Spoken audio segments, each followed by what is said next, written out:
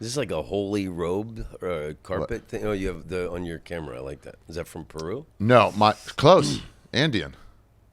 My Super Mario, he's from La Troncal in Ecuador. When I met him, I was like, "Where's your accent?" I had just gotten back, and he's like, "Ecuador." I was like, "Oh, cool. I live there." He goes, "What?" I was like, "Yeah." I'm like, "What city?" He told me. He was like, "It's a small city. You wouldn't have heard of it." And then he finally got it out of him. I goes, "No, I stayed there overnight once on the way." He goes, amazing. "What the fuck?" So now every time he goes back to Ecuador, he brings us stuff. Cool. He brought me that. Yeah, it looks Peruvian. Yeah. It's, same kind of culture. Yeah, there was a guy outside the Whole Foods on Houston, not Houston, 14th, and he was selling all this stuff, and it looked like that bag, and I was like, "Hey, is this from Ecuador?" He goes, "Peru." I was like, "Oh, look." He goes, "It's the same." Yeah. He goes, "We didn't make those borders. Same, Someone else did." Yeah, and same food too. Yeah, cuy. Yeah. All that Did stuff. you try it? Oh, I didn't just try it. I thought it was a little rubbery. I loved it. You loved it. But I will tell you, sometimes you get something and you're like, "This just wasn't done well." First time I had lobster was in the dining hall at University of Maryland. I'm like, "I don't like lobster." My friends were like, "I think you do. I think you just had it at a shitty place." Well, I used to do a joke about going to Peru and they eat guinea pig. Yeah. And I tried it. And I didn't like it. Thank God. Wouldn't that suck if you found out you loved guinea pig? You'd have to hang out at pet stores all the time. They keep dying. Maybe the wheel is too tight. Give it on the way out.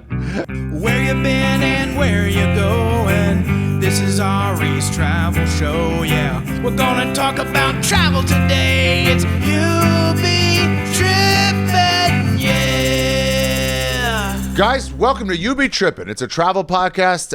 Every week, I have a different guest. People have been everywhere, you guys, and I have them come in and tell them about a place, and so we all benefit from it. I'm interested in these things. I've been to 30-something, 40-something countries. I don't know.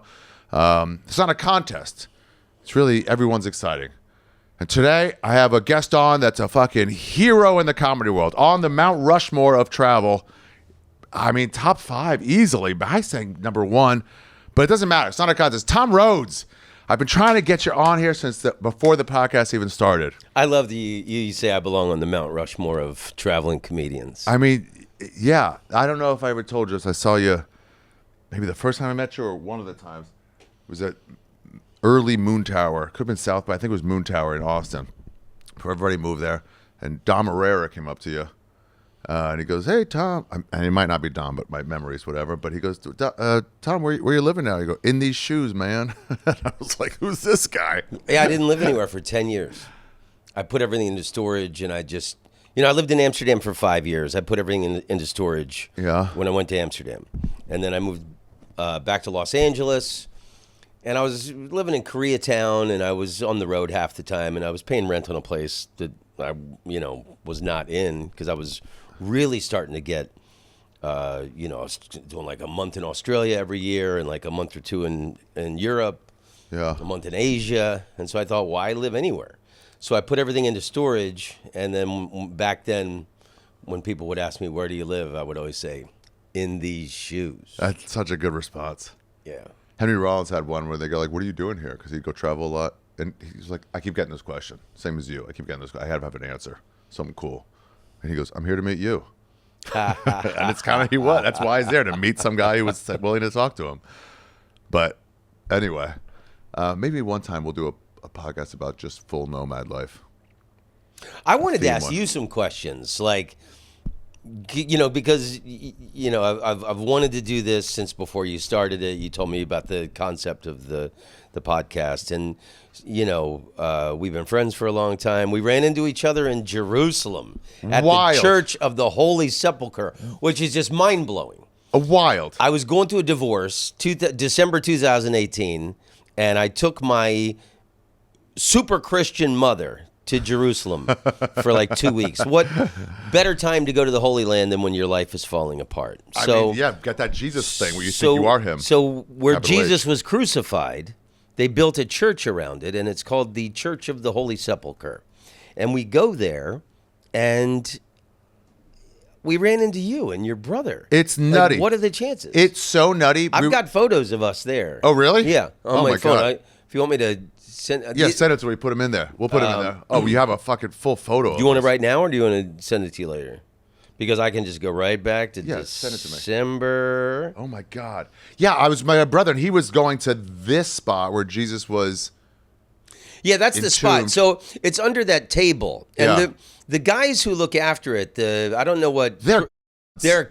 Oh my God. They are like they got these black robes and black hats and these long beards, and they are the biggest. Like Jesus' whole message was kindness, and like the biggest. I'm not sure it is anymore. Not according to these. And they're bastards. swinging their incense thing, and they hate tourists. They and they swing them extra hard to intentionally bash somebody. They come through like they're once or twice a day with some kind of procession, and they just like they elbow people out of the way. Just total cocks. This thing. So my brother was in line at this thing, in the center there, whatever. And that's where I don't know. You walk through, Jesus is in there or something. I don't know. He's giving out fucking candy on New Year's.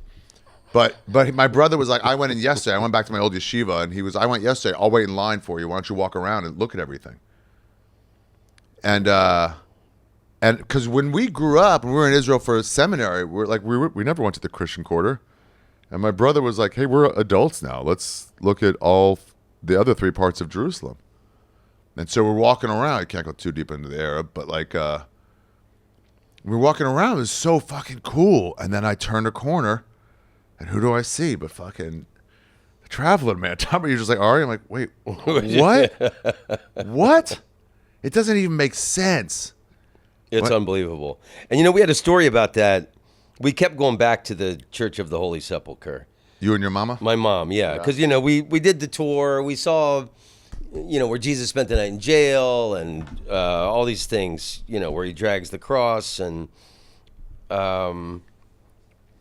anywho. You got it. You don't got it. You can send We it kept later. seeing this guy. Yeah. So for years I had heard about the Jerusalem syndrome. The very faithful Christians, often when they go to Jerusalem, they're overcome with what is called the Jerusalem syndrome, where they think they are a figure from the Bible. Because it's so spiritual. And it's so powerful. So I might have to find this. Yeah, you send it to me later. They'll lay it in. So, I remember when there was a story I read years ago about the psychiatrists who treat these people. That one day he had 2 Jesuses, and he said, look, I'm going to leave both of you in this room for an hour, and I'm going to come back, and then you need to decide which one's the real savior. So when we were there at the Church of the Holy Sepulchre, we see this guy, and I knew he was an American guy. And he's wearing a robe. He's dressed like Jesus. He had a beard, and I kept thinking, okay, this dude is he's got the Jerusalem syndrome. He thinks he's Jesus. Gotta. And I know it's an American guy. So, the ancient city of Jerusalem is tiny. So we were staying right outside of the walls of the ancient city. Yeah. So, every day we would find ourselves going back there, and every day we would see this guy. So I kept calling him Fake Jesus. Hey, Mom, look, there's Fake Jesus again. And then it was like kind of our joke, like, hey, look, there's crazy guy, Fake Jesus. And then on the last day we were there, we had our flight was like at 11 p.m. and we had like the one last day to stroll around Jerusalem. So we go, let's go back to the Church of the Holy Sepulchre, and it was really crowded with these like American church groups, and this Fake Jesus he's got his back against the wall. He's sitting on the ground and he's got his head down.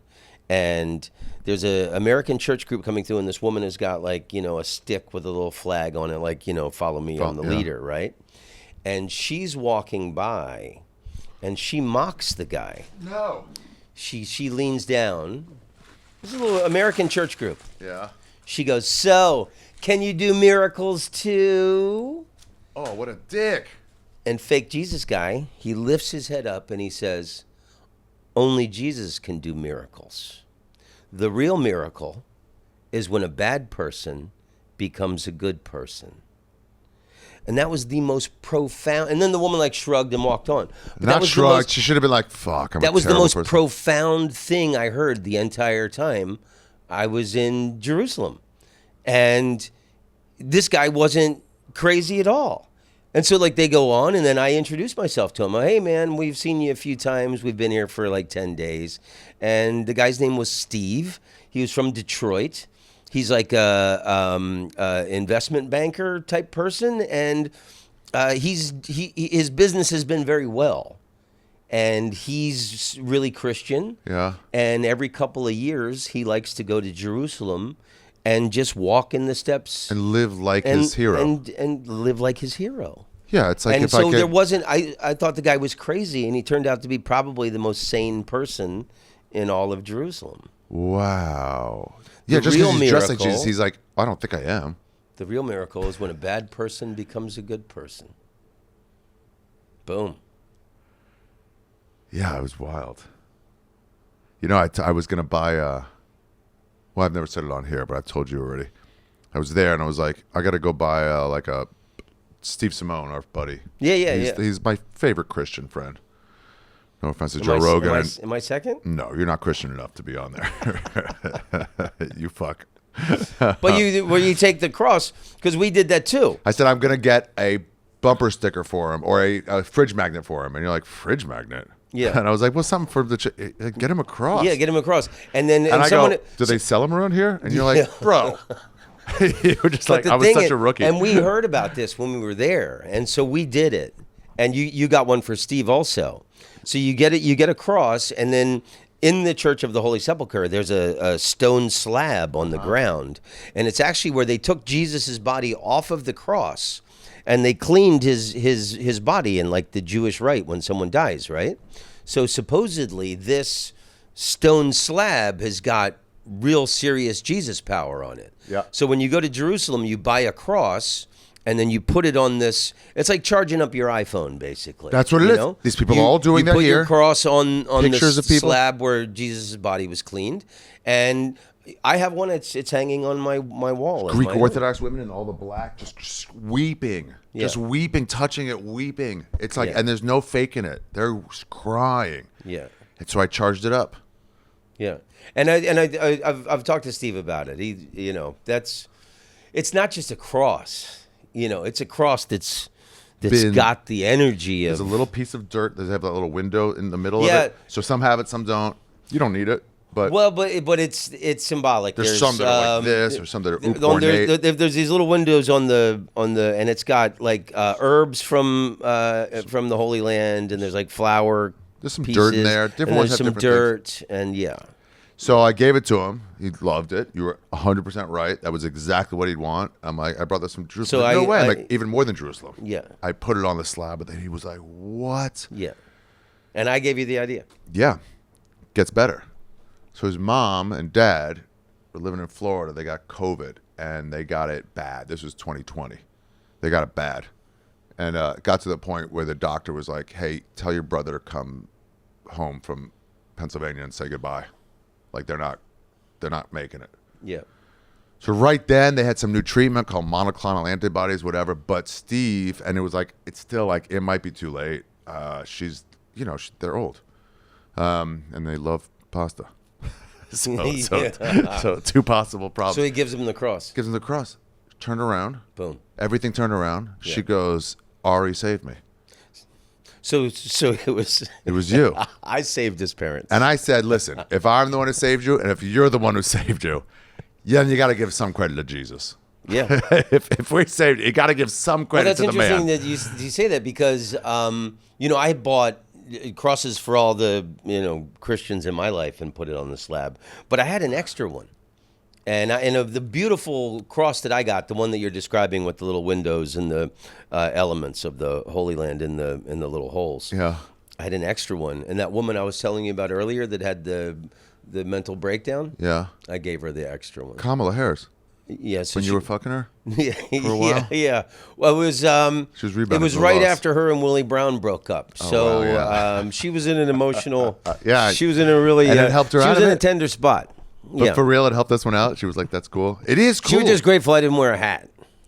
There's this book there, Souvenir, Rolf Potts, and he talks about how the difference between like going to the Eiffel Tower and getting a little Eiffel, like something like this. Yeah. But like getting that, it's like, it's made in China.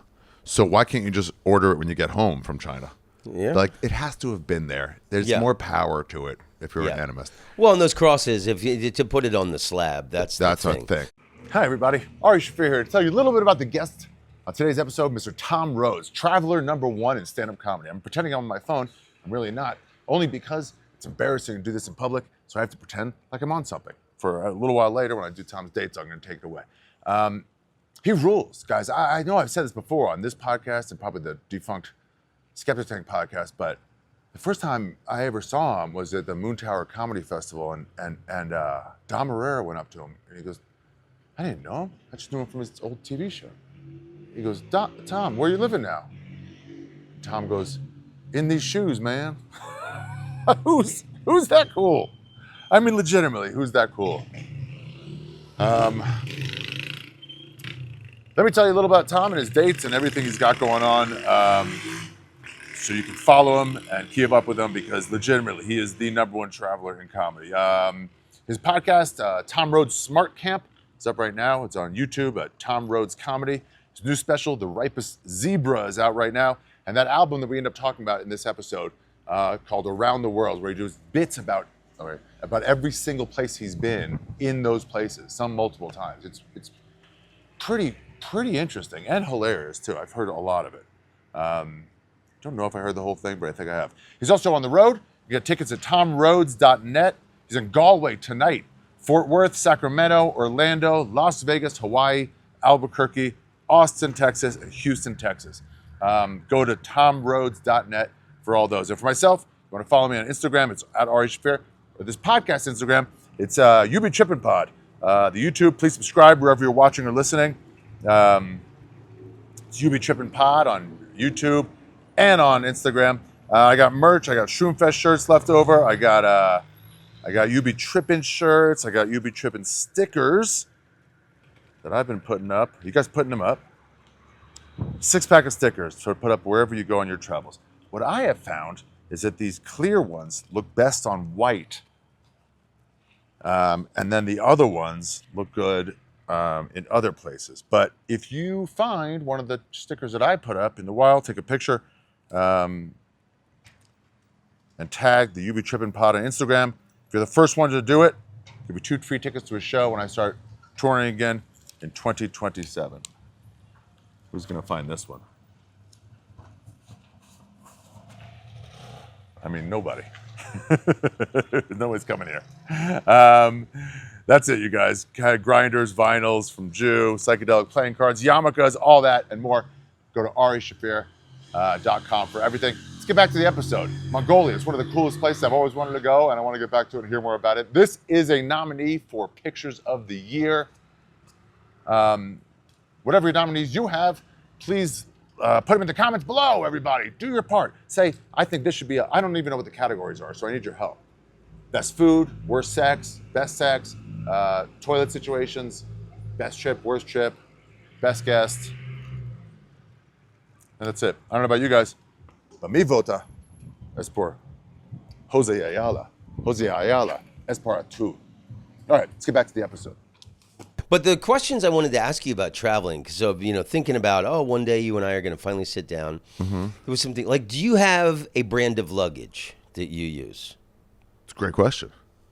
I had, because through the years, I've a very studied, educated opinion of luggage. So I was wondering what I had in Asia and since until now it's breaking down the Osprey. Fairview or Farpoint, I forget. It's got a detachable day bag. Okay, so you like the back. You like the backpack.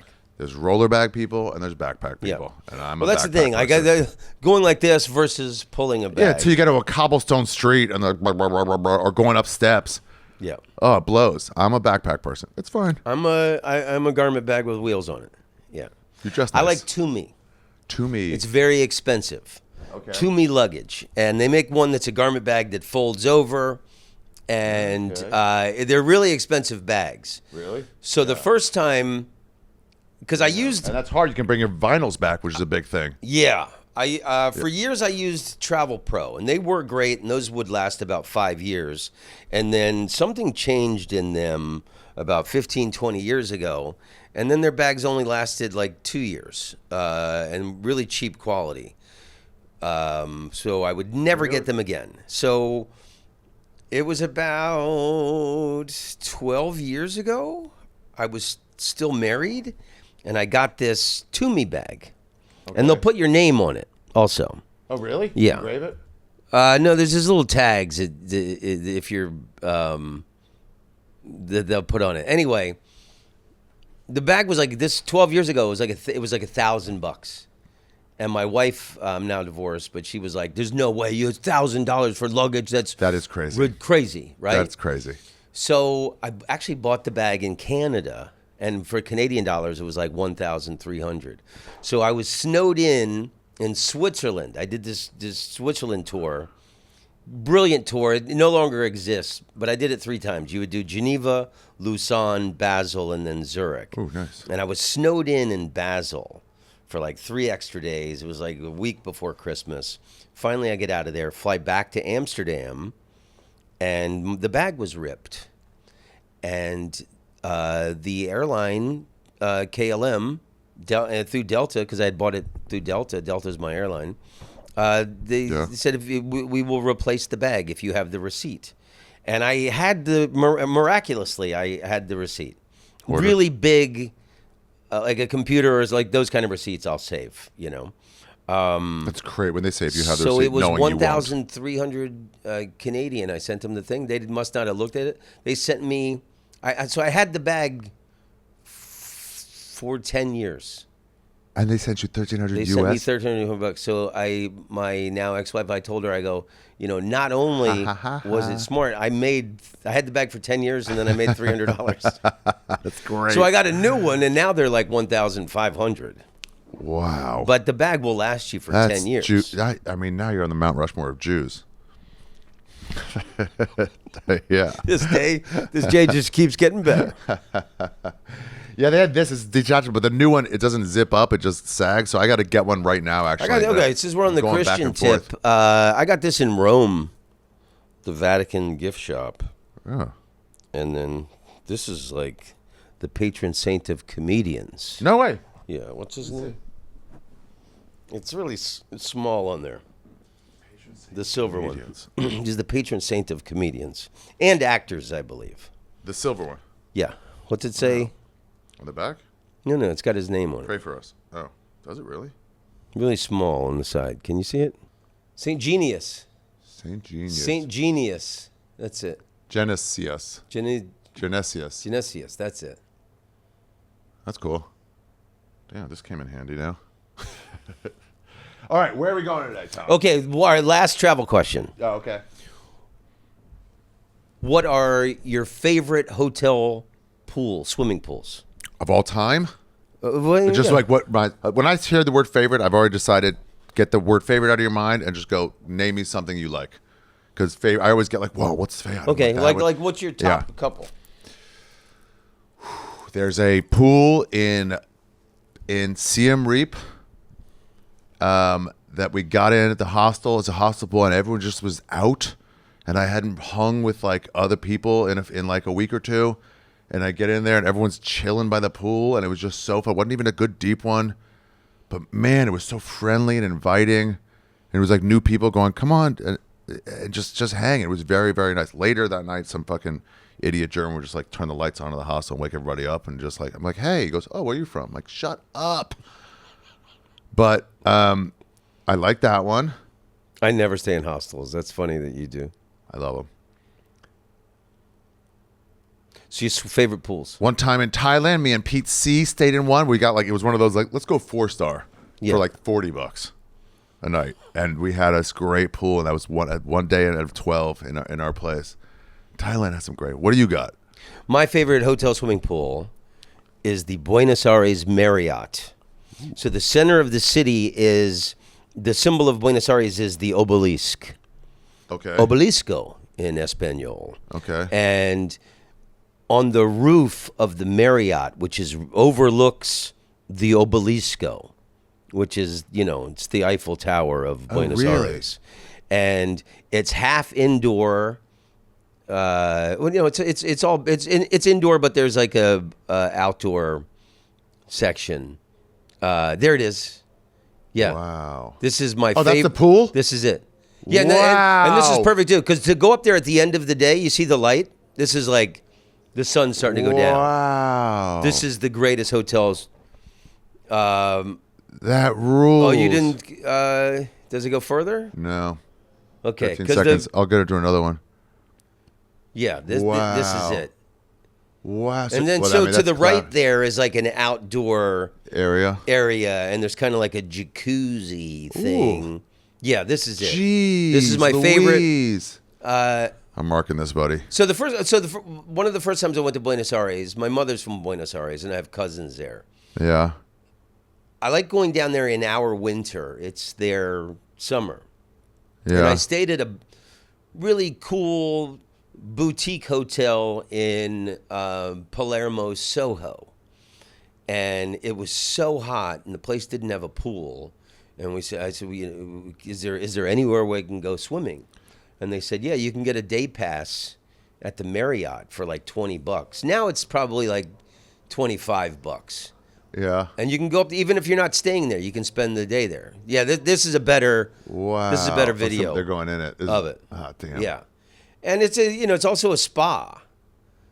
So you can. There's a bar there, and there's a little spa. Can you go if you're not staying there? That's what I'm saying. You can buy a day pass. Oh, you can. That's what I was just explaining. Oh, how much? I had stayed at a. So focused on the pictures, I wasn't. No, listening. yeah. I was the first time I went there. I was staying at a different hotel, and they said you can go there and get a day pass, and that was like $20 at the time. There's a jacuzzi. Yeah, that's the outdoor. Oh my God! And what then a it looks out on over the whole city. They're famous. It's like the Madison Square Garden of Buenos Aires. Teatro. Where Messi fucking made a name for himself, or indoor. Yeah. Anyway, so that's my favorite hotel swimming pool. My second, that's the Obelisco. Okay. Damn. My second favorite hotel swimming pool. Yeah. Let's look this one up. Is the Banyan Tree Hotel in Bangkok. I always tell that's everyone. That's the one you just told me about. Yeah, but you didn't get into it. It's my number one recommendation for, and I just stayed there for the first, like the Marriott too. The first time I went to this place, I had just gone on the roof. That's it. Wow. There's one up there? On the roof. Down on the lower level is where the pool is. Okay. But on the roof, it's got the greatest view of Bangkok. There's a restaurant and bar on the roof.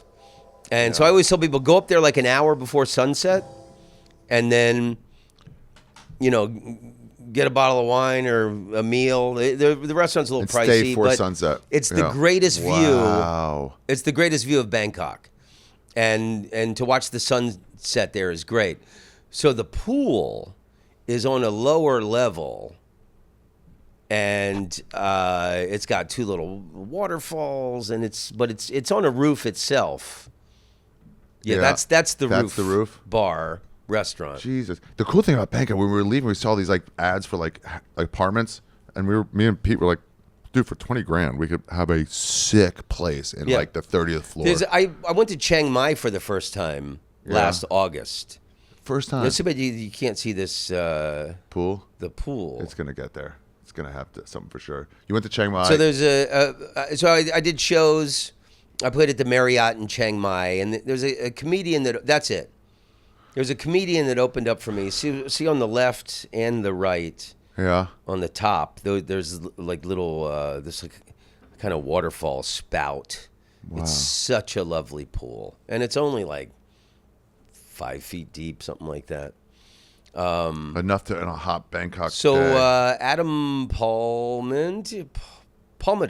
Okay. He's a stand-up comedian. I met him in Seoul, Korea, like 15, 20 years ago.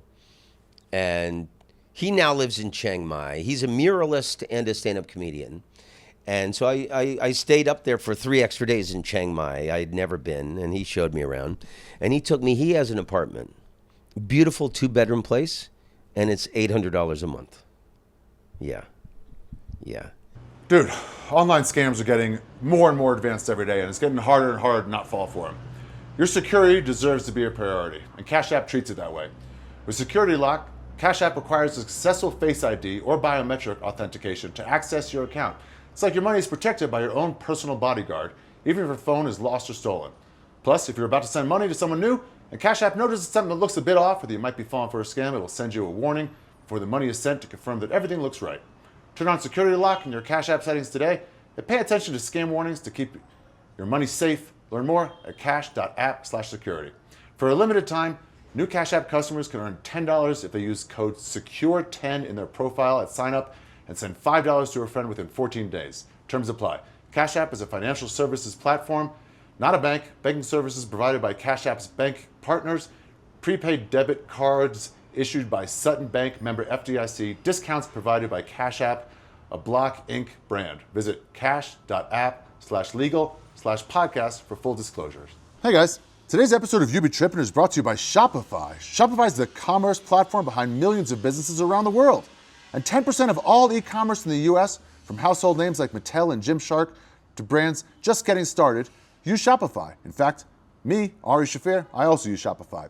They help me get in touch with my business. They help me set up my own online platform. My website was built by Shopify long before they were a sponsor. Whatever you're selling, Shopify will help you get there. What I'm selling at arishafir.com is your own personal hideaways. Yeah, let's say you messed up. Let's say you had sex with the wrong woman and her boyfriend is jealous. It may be very powerful. Maybe they run large corporations and they can make you disappear and never have to hear twice about it. Well, you need a getaway. You need a private, secret getaway that no one will find you. And that's what I'm selling at arishafir.com. Come to arishafir.com right now and buy your own hideaway. Yeah, well, it's a rental because eventually they'll probably find you. You're going to get complacent. You're going to go out and try to see the world a little bit. You're going to go, I don't have to stay in hiding my whole life. And you're going to go try to get some pizza or something like that. That's where you mess up. No money back. All we do at arishafir.com is help you find a hideaway. And Shopify helped me build that website. And when people want returns, Shopify helps cover them.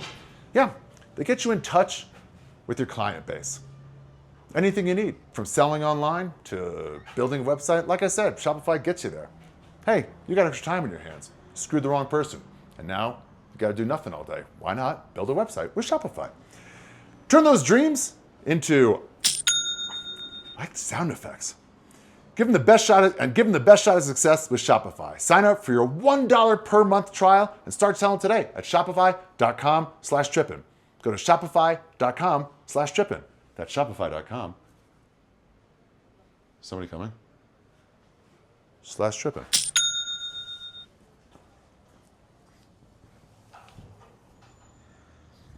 And the food in Thailand, especially in Chiang Mai, you've got khao soi, yeah, and all these curry noodle dishes that are not in the rest of Thailand. Yeah, and it's weird because so it's up near China, it's up near Burma, and this is all near Malaysia. So it's changes. Wow, it's a different thing. You get the curries from India that come over, and it's like $1.50 on the street. It's incredible. It's like you have to do the math. You're like, wait, how much was this meal? You're like, yeah. I did the math wrong. I must have not carried a 1. Yeah. Yeah, exactly. Okay, those were my questions. Okay.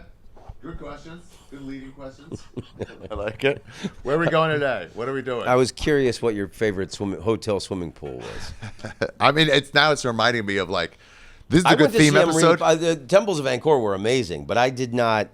Again, I stayed in a hotel, and Bangkok, I was telling you, I had always been on a budget, and so I had gone to the Banyan Tree Hotel. But the last time I went, I stayed an extra week, and I thought I'm gonna splurge and stay at the Banyan Tree, and same with the Marriott in Buenos Aires. I like the sneak in. I like the asking you're looking for someone and having a different hotel key, and then just hold that door for me, and then just kind of go in.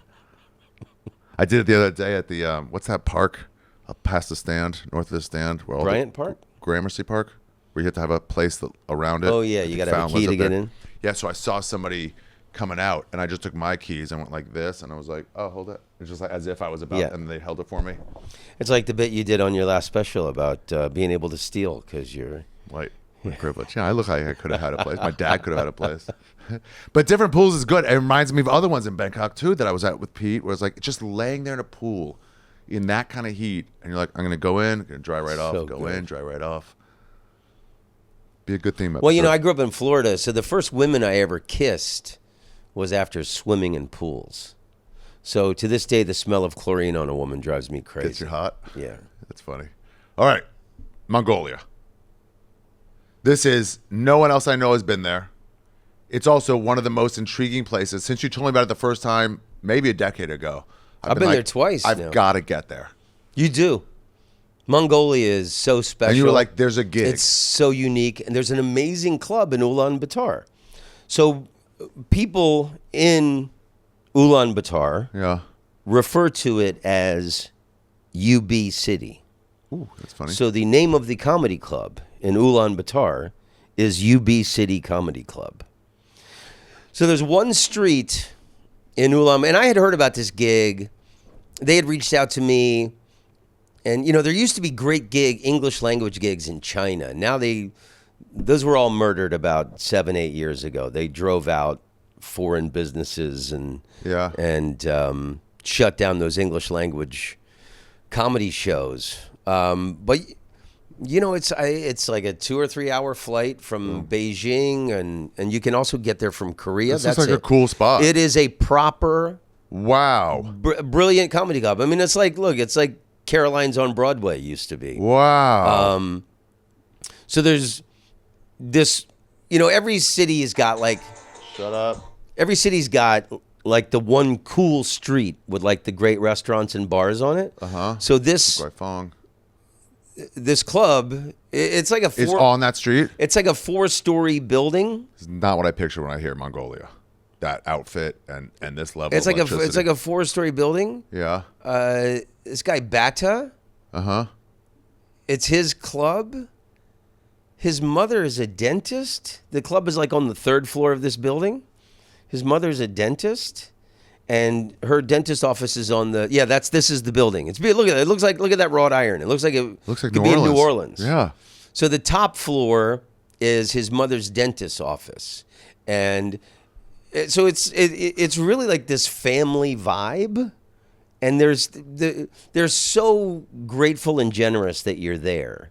I mean, just Mongolians in general, that's if you would go there on vacation, people are just so kind and wonderful.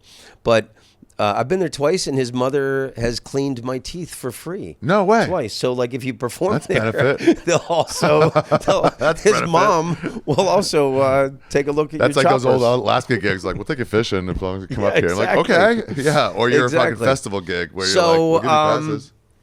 It's such a cool like. Yeah, you know, I remember people used to say to me when I would, you know, I played in China, like, I don't know, 10 times. Yeah. You know, I played in Beijing 5 times. I've played in Shanghai 8 or 9 times. I remember friends of mine used to ask me, you know, how is it possible for you to perform in China? Yeah. I said, well, it's difficult because I don't speak Mandarin. So what I do is I put a rake on the stage, and I walk out and I step on the rake, and it hits me in the balls. And the Chinese people think it's hilarious, but I have to do it over and over. It's a really long hour for me. But so stupid. But all jokes aside, when you play Beijing, when you play Tokyo, you've seen this.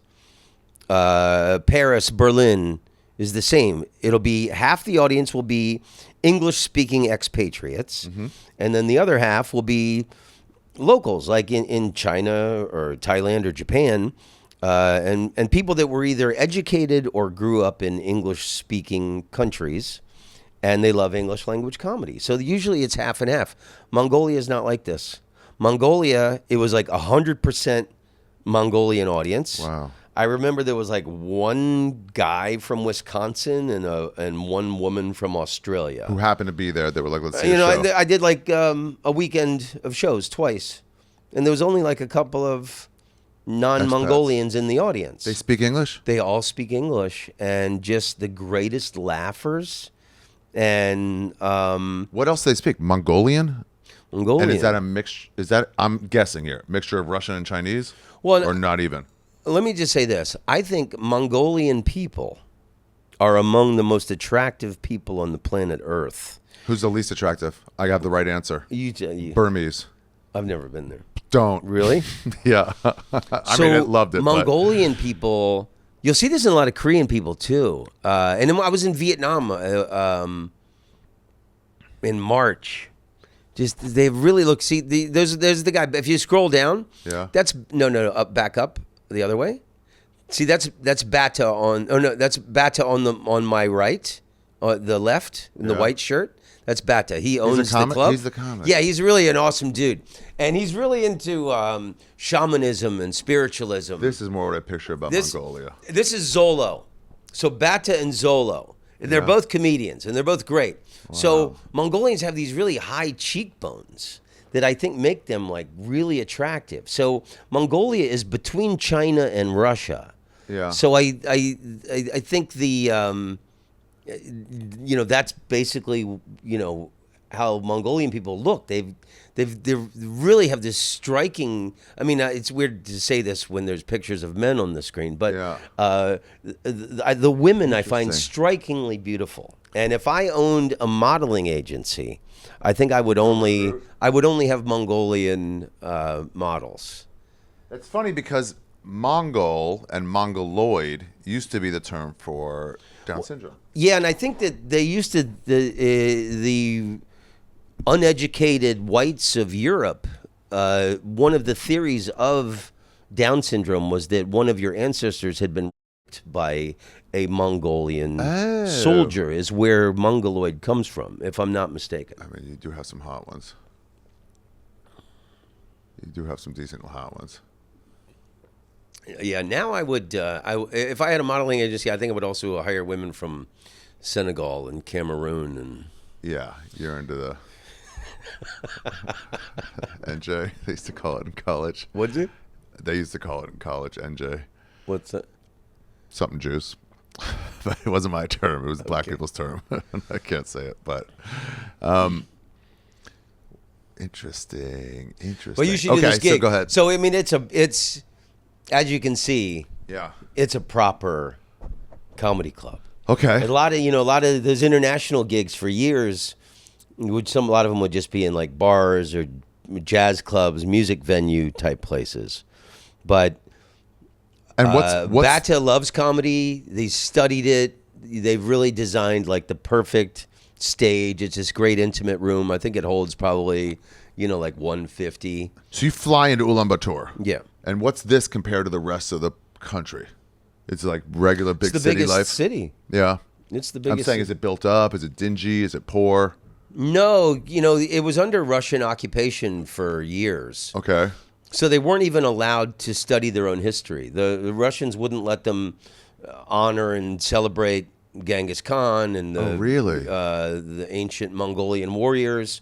But after the collapse of the Soviet Union, they got their independence, and really, there's a beautiful history there. So they really embraced it. It's like they got it back. It's cleanish. I mean, some of the areas are under development, like the bottom of the screen there. Yeah. But no, man, it's wonderful, and the monuments will make you tingle. Like this guy, I guess. What are they monuments to? These warriors? Ancient Mongolian warriors. Wow, look at the difference between the old and the new. And I told you I read Genghis Khan's, and it's Chenghis. Genghis Khan? Chenghis is how they pronounce it. You read his book there? Or not his book, but his... It's basically his autobiography. And you want me to read you that? Yeah, you that thing? Read it? Here, can you read it from there? Because this is from... I highlight all the books that I read. Yeah. Oh, yeah, this is better. So this is from Genghis Khan and the Making of the Modern World. Page 91, if you're looking at home. Warriors everywhere have been taught to die for their leader, but Genghis Khan never asked his men to die for him. Above all else, he waged war with this strategic purpose in mind, to preserve Mongol life. Unlike other generals and emperors in history, who easily ordered hundreds of thousands of soldiers to their death, Genghis Khan never willingly sacrificed a single one. The most important rules that he created for his army concerned the loss of soldiers. Wow. On and off the battlefield, the Mongol warrior was forbidden to speak of death, injury, or defeat. Just to think of it might make it happen. Even mentioning the name of a fallen comrade or other dead warrior constituted a serious taboo. Every Mongol soldier had to live his life as a warrior with the assumption that he was immortal. What? That no one could defeat him or harm him. That nothing could kill him. At the last moment of life, when all had failed and no hope remained, the Mongol warrior was supposed to look upward and beckon his fate by calling out the name of the eternal blue sky. The eternal blue sky is what they called heaven or God, the spiritual nature, God energy. So call out the name of the eternal blue sky as his final earthly words. In fighting on the steppe, the nomads left the corpses of fallen soldiers and their possessions on the field to be disposed of by animals and to decompose naturally. They wouldn't even bury people. Just out of respect, that's the elements, you know? Wow. That you, it's almost sacred to leave someone like that instead of like, wow. Hey man, he had a nice watch. Yeah, and scroll down that last. The Mongols did not find honor in fighting. They found honor in winning. Whoa. They had a single goal in every campaign: total victory. Wow. You're right. That can be applied to comedy. Yeah. Or To anything. never talk about bombing or dying or something not working. That never to see talk yourself as immortal, and you know you're sacred. Total victory. And even when they didn't get it, they did die, they're saying, but it's just like we don't really prepare Don't for even it. acknowledge it. Yeah, wow. So is he everywhere? Yeah. Like the spirit of him? Yeah. Yeah, I think it's Genghis Khan International Airport. You see a big mural of him when you arrive. It's so cool because when you grow up as a kid in America, you hear about Genghis Khan, you're like just some badass old warrior on a horseback. Well, Then you find out about the Genghis Khan was, I'll tell you, extracurriculars. Incredible. So his mom. Yeah. You want to learn? You ready to learn some stuff? Sure. Yeah. Absolutely. So they call it the steppes. You know, it's like kind of the plateaus leading up to the mountains. Which, Okay. When you go to Mongolia and you go out into the country, you can see it's the kind of the. So he grew up way out in the steppes. His mother had been kidnapped at one point. He had an older brother, I think from a different father. It's been a long time since I read the book, but and then as his mom came back, blah de blah. But the oldest son was the one that got everything, and his older brother was an asshole, and treated him like shit. Like if he was fishing, he's a little kid, and his asshole older brother would come and take his fish from him, and just was an asshole older brother. Yeah, I know the type. I'm that type. Genghis Khan, when he was like 12, hunted his brother. No. What? Snuck up on him. Hunted him. And came on him and killed him with an arrow. And this is an important thing in Genghis Khan's life because the thing with Genghis Khan in his history was he never recognized titles because the oldest brother got everything, right? And that's just the way many cultures were. The oldest brother, the oldest boy is honored so you had to have, it was a meritocracy with him. So if you were like a religious leader or like a king, he recognized none of that. He only recognized people for the talent that they had to give, their own personal value.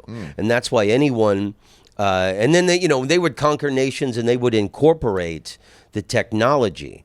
Like they were probably the first people I think they were the first to invent handguns because in conquering different parts of China, they had, little cannons were used. Yeah. So then they took these people who knew, whoever they conquered, they would take all their experts, all their artisans, and like they would learn from them and study. So like they were like the first ones, I think, to invent like kind of, handheld cannons, little handguns and stuff.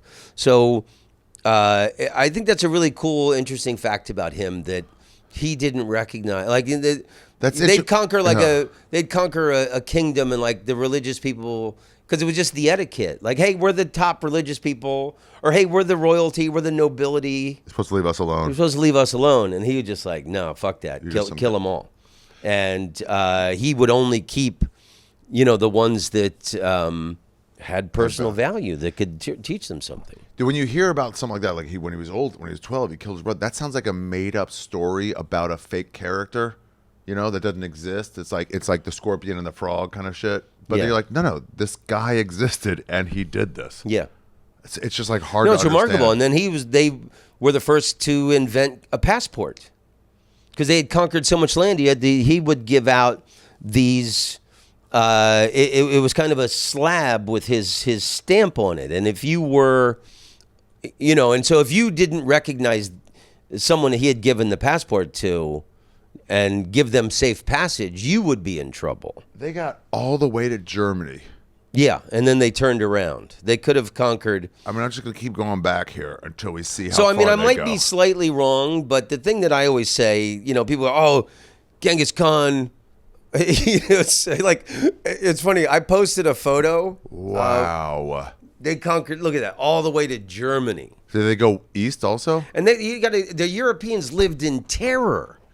It's just the thought of him coming across here. They heard stories. They're probably like 20 years behind of shit that they had done. Like there was one, they conquered. I forget where it was, but they conquered some area. Maybe it was in China, and I think they got it to Iran and Pakistan.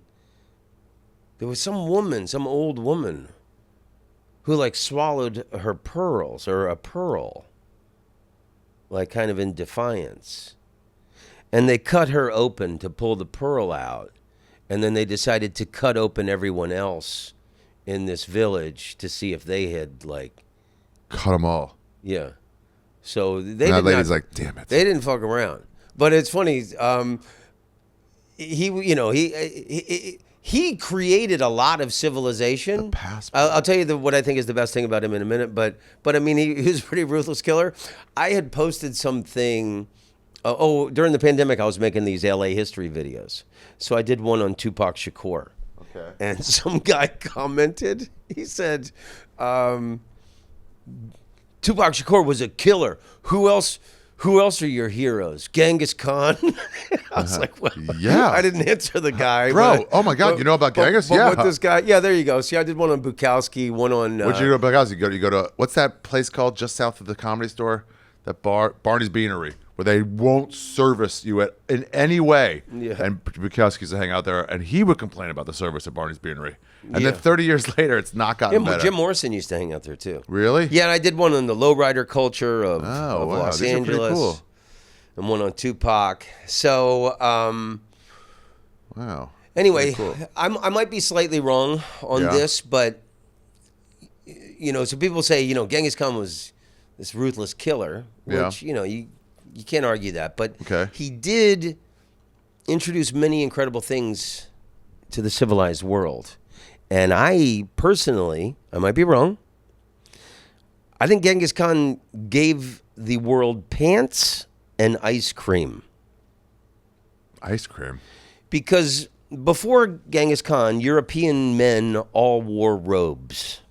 And they didn't have pockets. All men had little satchels. And if you were a map guy or whatever, you had a special map purse or whatever your thing is. You had special bags. And, you had a robe and your balls were flopping around. The Mongolian warriors were on horseback and wore pants. And so I personally think that it was they introduced pants to the Western world. And then Marco Polo took back to Italy the recipe for ice cream. So the ration, the daily ration for the Mongol warrior was this kind of dairy curd. And they would put it underneath their saddles of their horses. And so it's freezing, extreme temperatures.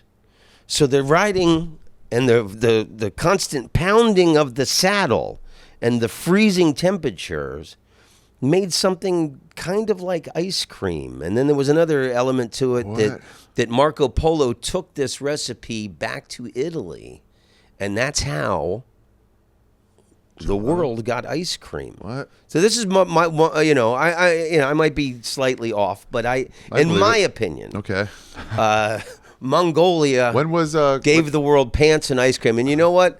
You can forgive them for cutting open a village looking for pearls in their stomachs because ice cream is pretty wonderful. What? When was he? 1300s. Okay. So there's one photo of me like sipping out of some wooden bowl. Yeah, that's that. I have not drank. I've not drank alcohol in 11 years. Is it one of these? No. No. There you go. Boom. I've not drank alcohol in 11 years. Yeah. I busted my head open in Philadelphia. You know that story. I got this beautiful scar, which blends in with my wrinkles nicely. And this is alcoholic? So this is I've only had one sip of alcohol. How sharp that lineup in is. 11 years. And this was the moment. I just wanted to try it because Genghis Khan's favorite beverage was fermented mare's milk. This is milk, fermented mare's milk. Fermented mare's milk. What's the mare? A horse. But what's the milk? Just milk from a horse. Yeah. Fermented. Okay. So this was his favorite beverage. So while I was in Mongolia, I wanted to try it. Yeah. But I haven't drank and I still have no desire to drink, but I just took this light little sip off of the top of it. Yeah. Just to see what it tastes like. And it tastes like if you dropped a shot of scotch into a glass of milk. It's disgusting. But I tried it. Wow. And they just serve this in bars? No, this is in a restaurant. So it's just in a restaurant? It's a... Right, it's not like some village, like, let me show you some malorts or, like, you know, that fucking version. It's on the menu. Yeah. Wow. Yeah. Hey, and let me just say, like, when you go to Chinese restaurants in America and it says Mongolian beef, it's nothing like... Mongolian beef is incredible. I mean, it's worth flying there just to... when you get Mongolian beef in Mongolia, you're like, those people... what is it? What do you mean? What's the difference?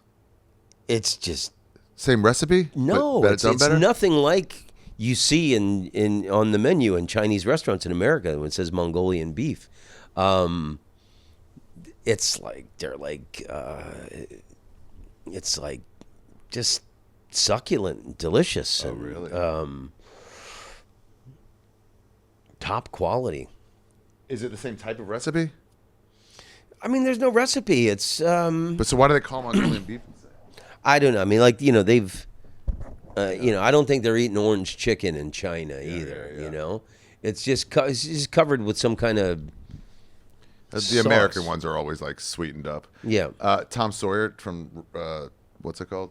San Francisco took us out once to Diaz was like, I want some authentic Chinese food, but I want the authentic kind.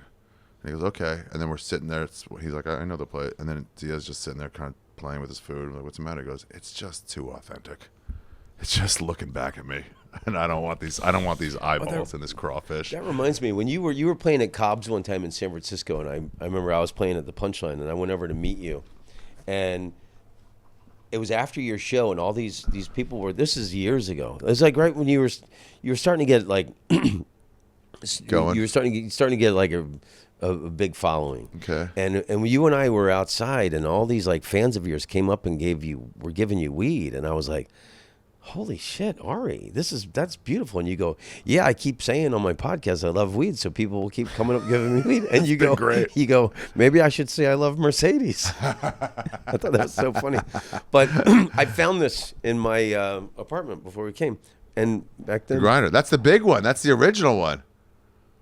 Wow. you still sell these? Yeah, I got smaller ones These now are with, so with great. different I logos love on it. it. Is the original? That's the original. Let me see how big that one is. No, that's the right size. Yeah, and it's been used. I still use it. Oh, I love that. It's been places. Look how burned out it is and everything. Yeah. Yeah, I had to make these in India because nobody in fucking America. They just go, we can make you Bob Marley ones. I'm like, I don't want a Bob Marley one. I want a personalized one. They go, nah.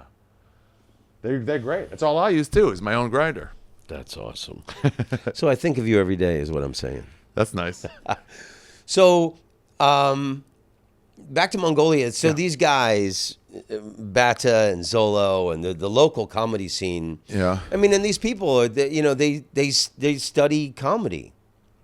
They Through the really have internet? this like huge. Because you were look at there those stamps. Oh my God, Mongolia has the greatest stamps. Oh my God, cool. Come on. Mongolia, Mexico, 1970. This is the Mongolian stamp from the World Cup in 1970. Yeah, and so they've done all these. They had Muhammad Ali stamps, they had Pele stamps, they had Elvis stamps, Marilyn Monroe stamps. A dorky thing about me is I like stamps. So there's the main old post office in downtown Ulaanbaatar. You can go there, and they still sell like all these classic sheets of stamps Of that old they. stamps? So I bought all Pele. these like great Mongolian stamps. That's so cool. So yeah, I mean, if you're into stamps, I am now. I think Mongolia makes the coolest stamps on the planet. It's so cool. So you can put your pants on and eat some ice cream and look through all your great stamps. Look at this. The newspaper did this story on me. Is that Rhodes in their language? Tom Yeah. is Tom. Yeah, And Polk is Rhodes. yeah. How cool is that? None of this is English, right? No, it's all Mongolian. Wow. You So- got a hard copy of it. It's the great thing about traveling as a comedian. When you travel as a normal person, you got to check things out on your own. But especially as a comedian, when you go somewhere, the people want you to have the greatest experience, the local comedians. So they want to show you what's great about their places. I call it boots on the ground for comedy, because like if you were just coming to New York and you're like, what's there to do? It's going to be Statue of Liberty, go up to the go up to the fucking Empire State Building, whatever. But it's like, that's not what New York life is. It's what's the cool bar in your neighborhood. And that's what the local would show a visitor. Yeah. It's like, oh, this place on fucking Thursdays has the fucking, has a great happy hour. Yeah. And that's what you want to see. And that's what they do when other comedians like, let's take you out. So what else do you get into? So Bata and Zolo took Yeah. me out, and that's this picture there. Well, you can see Where do you want me to go? they took me to Genghis Khan's 13th century campsite. So look at that. So see that big statue behind me? There? That's the largest Genghis Khan statue in the world. And I actually bought a statue of it. And so there's a museum. So this is 2 hours outside of Ulaanbaatar. You're driving 2 hours outside, and then it's this massive statue. And then you can you go up in the statue, and then you come out. In the actual statue? Yeah, and then you can. There's a walking platform up on top of the horse's head. Wow. Which is the other photo. You can see where I'm. Who are these homos? They were just. These dorks with their fucking fishing vest on. So Would be a there's another match. photo where you can see his head is right behind me. Yeah. And that's it. I'm standing on top of the horse's head right now. Oh, you're up there. Wow. Yeah, that's the horse. That's the view from on top of the head of the horse. Wherever you go in the world, there will be a Chineseman behind you with a camera. There's no way around that. Wow, that's so cool. So this is 2 hours outside that of was the that city. guy? Oh yeah, different perspective. 2 hours outside of 2 hours outside of Ulaanbaatar. And then we drove further for 1 hour. 1 hour. So Look at 3 this hours. Badass dude. Look at those braids. And he had hair braids. Yeah. Did you see the Marco Jalen Polo Brunson. on Netflix? Did you see that? That was like 10 years ago. It was a brilliant series. Yeah. Yeah, and they showed a lot of the Mongol Empire. What a fucking How they did baddie. things. Yeah, it really true bad motherfucker. So we go 3 hours out. So this was just a pit stop, and then Okay. see where the horses are. Yeah. So this is Genghis Khan's 13th century campsite. Oh my god. I woke up Wait. They know where he camped and they're Yeah. like, let's go back there? Yeah, and you can go and stay there. So the round white tents, they call them gurs. For some reason, in our world, we call them yurts, which I don't know where the name yurt comes from. I bet I know. So you know how everything's like Ellis Island, like we mispronounced your name, so we're gonna write it down Yeah. differently, and all the J's and Y's come whatever. I bet they saw Gur, somebody Latino called it Yur, must be Yur, and then they just like changed it. So they call Close. it. So they call those kind of tents gurs. I bet they invented them. They definitely invented them. Wow. So this is gorgeous, where bro. Look at that. Genghis Khan liked to camp with his army. This massive, and these are the steps. You see the terrain. So, and you can stay there overnight in these. I'm just trying to think the latitude. I know it's different, but it's about Winnipeg, Yeah. Ulaanbaatar, and then the bottom Mongolia is about Minneapolis. Yeah, and I guess it's they get Winnipeg type weather. Yeah. Toronto is south. That's It's a good. south of, yeah, that's nice. I had for never that. considered that. That's interesting. So you can see there's another photo of me. So this is I woke up Wow. and watched the sunrise, and I climbed up to get this shot of like the. So you can stay in these. These are the Yurs. Gurs. Gurs, yeah. And we got there, and it was cold at night. And there's a little fireplace in the center, and that's why the shape out like the that. top? And the So it lets out smoke The in the smoke middle? goes up. That's like a chimney. So. What's this for fucking lookout for enemies? I don't know if that's. I don't know Yeah. if that was part of the ancient thing, but Wow. so like they make a little fire for you at night, and that was further out in the countryside. These were people living like this. So there's a lot of Mongolian people are still nomadic. And they move with the seasons. So we were just driving by. So Bata, we drive out to this campsite, and there's a dirt road, and it disappears. And then we're just driving on grass, and I'm thinking, What? We're just driving on grass, and like I'm like, okay, well, Is that the mountain you walked up? yeah. Those photos I had walked up Wow. as far as I could up on about halfway damn, up that that's hill gorgeous to take that scenery. photo. Yeah. So you got to go there, man. It's incredible. I gotta go. So Bata, we're driving bring me on out. grass, Make me an offer. Yeah. and it's funny. It's funny how music can be like a time machine for you and transport you back to a time in your life. Yeah, see, look at there's this, bro. look, this isn't roller bag terrain. Yes, it is. Fuck off. Yes, this it is is. backpack And look, terrain. that's the Toomey bag I had for 10 years that I got. And look, and that's my Toomey carry-on. And if you zoom in, it says Rhodes on the tab right there. It was kind of worn off. Okay. And then if you go up on the backpack, Yeah. you can see it says Rhodes on it. Oh, on that thing? Yeah, it's light. Yeah. On the photo. But so anyway, so we're driving This out. feels right. So we're driving. That's funny because I still have that World Cup trophy is still Oh, wow. on my bag. Oh, wow. Really? It's a different bag, but it's the Oh, you same. transferred it. That's oh, the wow. same World Which Cup World Cup trophy. is that? It's just I probably bought that in Malaysia. Okay. 3 or 4 World Cups ago. Wow. So we're driving on grass, and this is what it looks like. There's no roads. You're the road. I'm the roads. You're the roads, yeah. And Bata, Isn't that weird? Your name is Bata Tom Rhodes. puts You're a on traveler. Bad Company's song, Bad Company. Bow, bow, bow.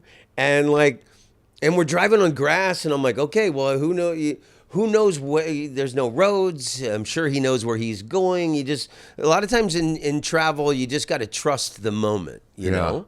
And you think either this is going to be the greatest experience of my life or I'm going to be murdered somehow. But I trusted the moment, and now whenever I hear Bad Company, it takes me back to driving. I think it was I forget what kind of vehicle he had, but it takes me back to this SUV driving over this green grass with no roads in Mongolia. Whenever I hear Bad Company. 6 gun sound. Isn't that weird? It's our claim to fame.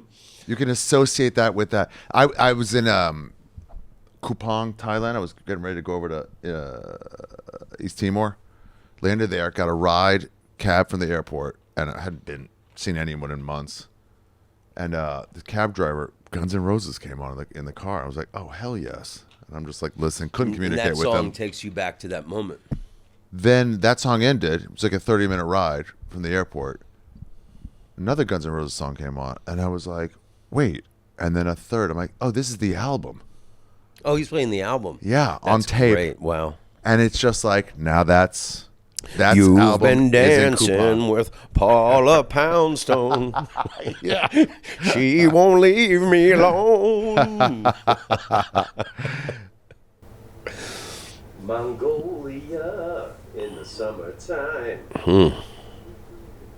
Wow, look at those horses fucking just eat, drinking. You want to film me? I'm filming myself. It's so beautiful. Oh my God. Yeah, you can associate a song so well with something like that. Yeah, different times in your life, just from relationships. Bad company on those roads would be so fucking sick. So let me tell you about this 13th century campsite. Okay. So it's so cool. Back to it, yeah. You stay in there, and they made a little fire. And I woke up before sunrise, and I watched the sunrise over these steppe mountains. Wow. So what you can't see in this photo. Oh no. And it took us maybe 30 minutes to hike around the side of this mountain. Okay. So this is the spot that they know was Genghis Khan's favorite place in the homeland, where he liked to So you hiked around this mountain.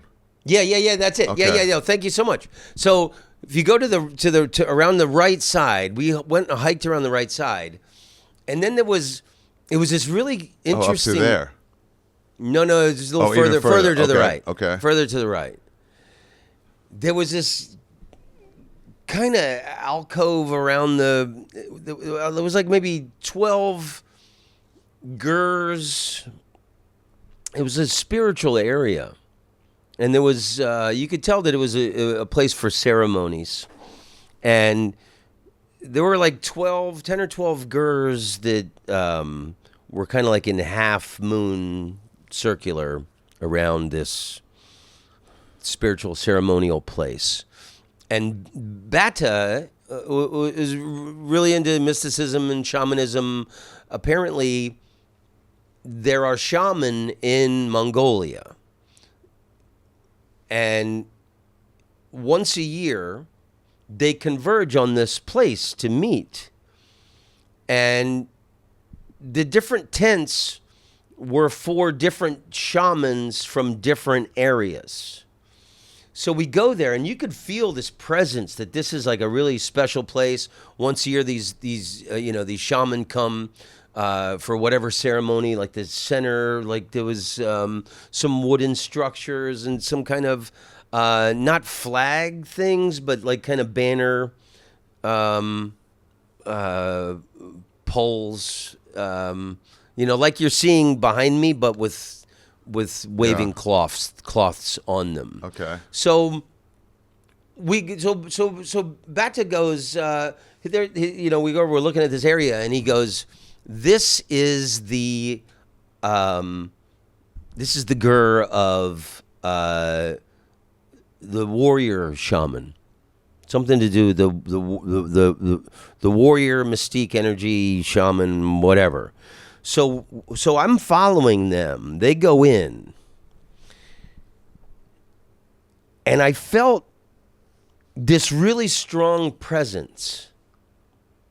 Like I wasn't invited. I thought to myself, I was not invited into this space.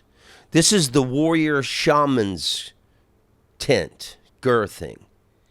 And my first thought was, oh, and I don't know how to describe it. It was like kind of cold, really heavy presence. And I thought, ooh, I wasn't invited into this space. And out of respect, I need to step out. And I just stepped out of it.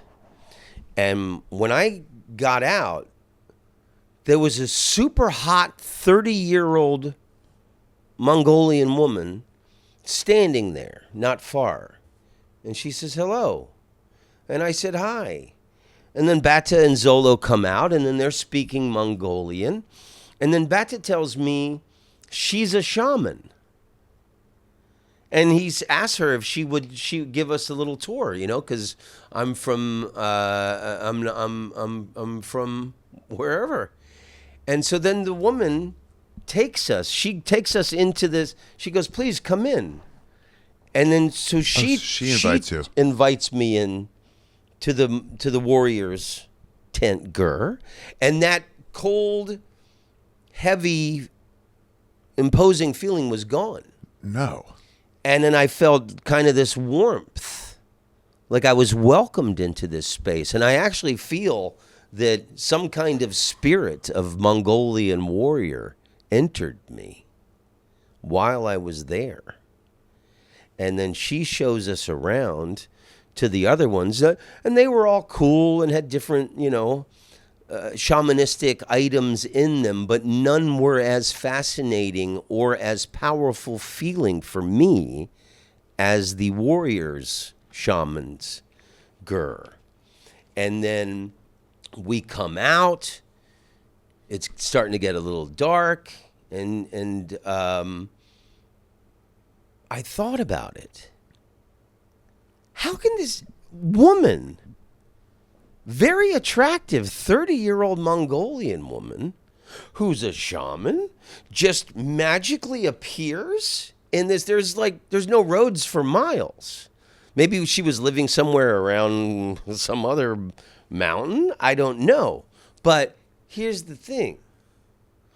Was it really like an 80-year-old man shaman who shape-shifted and transformed himself into a hot 30-year-old woman because he knew I would be trusting and feel safe? That's the thing. That's contact. It was like, was your fucking dad the whole time? Yeah. But I don't know. But you legit felt invited. It's funny, I remember years ago when I was young, I went into a voodoo shop in New Orleans, and it felt like a blast of a furnace on my face, and I had to turn around and walk out. I wouldn't compare it to that, but that's the only time I could ever compare where the energy of a place made me go, oh, I'm not welcome here, and turn around. Wow. But then when the woman, shaman, invited me in, that vampirism. That cold and imposing feeling was gone. And then I felt like a warmth, like I was invited into some grandmother's home, and she wanted me to have her freshly baked apple pie. I felt completely welcomed. What's the religion there? Good question. I didn't talk to too many people about religion. What was it then? It was just some like local shaman shit. I don't even know what that is. Animism. Yeah, but then that's still this roadside thing. You could shoot arrows. Buddhism is a dominant. There's a video. I didn't send it, but it. It's. I can show you. I can send you this video. Okay. Where I got to shoot an arrow, really? And my arm was like really shaky, but they're big into that shit, huh? I magically. Here we go. When did I go there? I magically accidentally hit the target. What? Yeah. Hold on. Get back to Mongolia. You know what I like about your podcast is you don't mind a little dead air. No, I don't mind dead air. It's nice. Today's episode of You Be Trippin is brought to you by silence, everyone. In these times of nonstop media pushing into your brain at all moments, look no further than moments of silence to get your sanity back. Moments of silence, now 100% free with code TRIPPIN at checkout. Yeah, so... Send it? Yeah, it's 30 seconds. Okay. So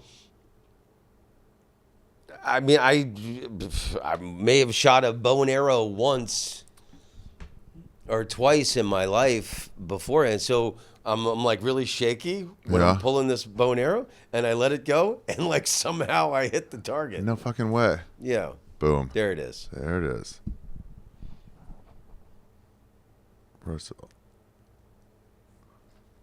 Boom. Wait. Nailed it. What? Yeah, and the target. Wait. Wait. Yeah. The target is like some animal skin that's spread out there. Boom. It's so far away. Yeah. Yeah, it was far. And I like. You should be way happier than a hooray. You're a shooter. That's amazing. I'm a shooter.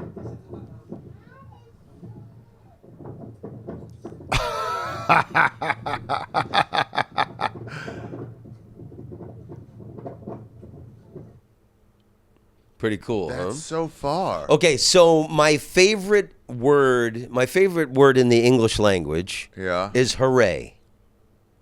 And hooray comes from ancient Mongolia. No, really? Hurry. Hurreh, I believe is how they spelled it.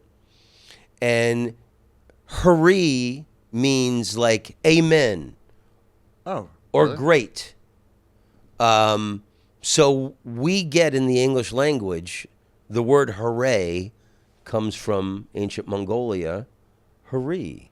That's cool. Which is amen or amen, great. which is like just an exclamation. Yeah. Amen. Yeah.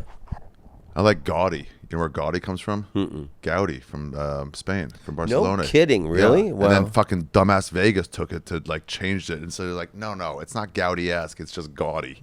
And then it's like, and then it's lame in Vegas, like. What? Okay, this is such a fun trip. So how long? I think you and I should go there, and we should play the Ulaanbaatar Comedy Club. 100%. I would love to go back. Oh, and then on the side of the road where I shot the arrow. Yeah. Is this a falcon? What? So you can. Well, that's a falcon, but Yeah. the one I think it was a buzzard that was on my arm. Oh yeah, that's like That's like a buzzard. like a condor buzzard. Yeah. Jesus. So what, bro? Okay, so you can have your photo taken with it, right? And it's on your arm, and they give you the whatever falconer safety stuff for your arm. Yeah. This photo, it's on. I take the photo, and then it takes off, and it was so strong. I thought it was going to pull my arm out of the socket. It's so it was like big. whoa. It's so big, and I had to like. It's the size of your whole torso. Yeah. What the fuck? Oh. You know what I like about places like this sometimes? It's interesting. I don't actually like it, but that you're in the middle of nowhere, Mongolia, and then capitalism will just rear its head. Yeah. It just, you can't gotta fully go to escape the it. Zaysan Square Shopping Center. Get all the deals there Yeah. at Zaysan Square. Guys, today's episode of You Be Trippin is brought to you by Zaysan Square. If you're in Ulaanbaatar or anywhere nearby looking for cheap, dumb fucking hats at a bargain, go to Zaysan Square and tell them Tom Rhodes sent you. They took me to some place where they sold authentic Mongolian stuff. Like there was all kinds of animal furs and things like that. But look, I got this belt 15 years ago in Mongolia. No. I have many belts, but this is my, look at that. Look at the craftsmanship. Craftsmanship. Yeah, that's my everyday belt, and I bought that in Ulaanbaatar.